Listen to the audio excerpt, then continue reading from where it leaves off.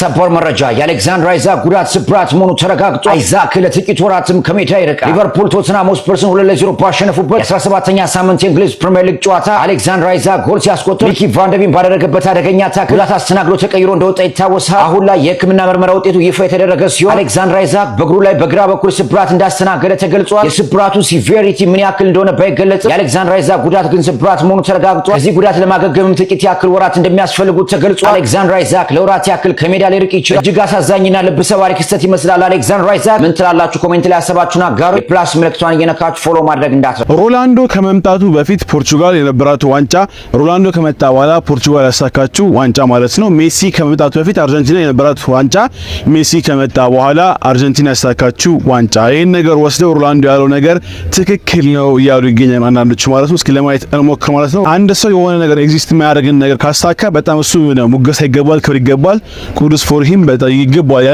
ምንድነው ሃይፕ እንዳለ ይገባል ማለት ነው። ሮላንዶ እንደዛ ነው። አይ ቲንክ ሀገሩ ካሳካ ሃይፕ ይገባል ማለት ነው።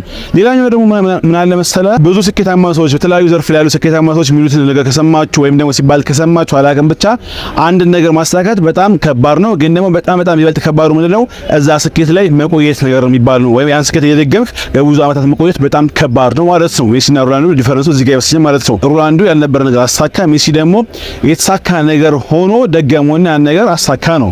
የትኛው እንደሚከብድ እንዳልኩ በስኬታማ ሰዎች እንደሚያወሩት መረዳት አያቅተን ብዬ አስባለሁ ማለት ነው። ሲቀጥል ደግሞ ወሳኙ ጥያቄ ምንድነው የትኛው ሰው ነው ጫና ያለበት ነው። አሁን ለምሳሌ ሮላንዶ ምንም ዋንጫ አልበላም በል ከሀገሩ ጋር ማለት ነው።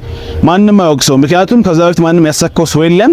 ስለዚህ ሰው ሮላንዶ ማላሳካው ማንም ይወቅስ የለም፣ ምክንያቱም ያ ነገር እንደሚሳካው ሰዎች አያውቁም ወይም አያምኑበት። ስለዚህ ማንም እሱ የሚናገረው የለም ማለት ነው። በአንጻሩ ሜሲ ጋር እንምጣና ሜሲ አላሳካም ብሎ ዓለም ዋንጫ ወይም ደግሞ ኮፓ አሜሪካ አላሳካም በል ማለት ነው። ከዛ በፊት ማላሳክቶታል እነ ማራዶና አሳክቶታል ማለት ነው። ሶ ምንድነው ሜሲ የሚባለው?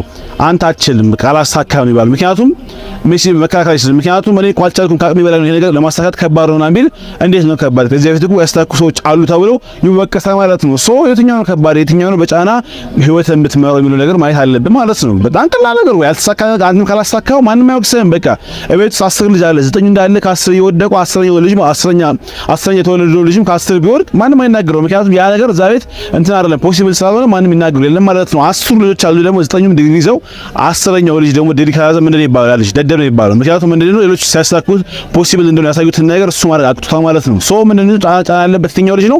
10ኛው ልጅ። ይሄ ምንድነው የተማረው ቤት ያለው 10ኛው ልጅ ነው ማለት ነው። በዚህ አጋጣሚ ደግሞ ቶቶ ስፖርት ላይ አንዳንድ እንከኖች ያጋጠማችሁ ሰዎችና ጥያቄ ወይም ደግሞ እርዳታ የምትፈልጉ ሰዎች ካላችሁ እርዳታ ስለ ዛሬ የምታገዙት ነገር የምትፈልጉ ካላችሁ ሲቲንጉ ላይ ገብታችሁ ሄልፕ ፔጅ ሚላለ ማለት እዛ ጋር ስገቡ የቴሌግራም አይከን አለ ማለት ነው። ስትወስዱት ቀጥታ ይወስዳችኋል ወደ ቴሌግራም እና እዛ ላይ የፈለጋችሁን ሀሳብ የፈለጋችሁን ጥያቄ መጠየቅ ትችላላችሁ ማለት ነው። እንደዛ ብታደርጉ አሪፍ ምላሽ ታገኛላችሁ ማለት ምክንያቱም ለዚህ ዓላማ ተብሎ ለችግሮች መፍትሄ ተብሎ የተቋቋመ ፔጅ ስለሆነ ማለት ነው። ወይም የቴሌግራም አካውንት ስለሆነ ቀጥታ ሄልፕ ፔጅ ላይ ትገቡና ቴሌግራም ያለው አይከን ስትነኩት ይወስዳችኋል። እዛ ላይ የፈለጋችሁን ጥያቄ ወይም ደግሞ የፈለጋችሁን አስተያየት ሀሳብ መስጠት ትችላላችሁ ማለት ነው።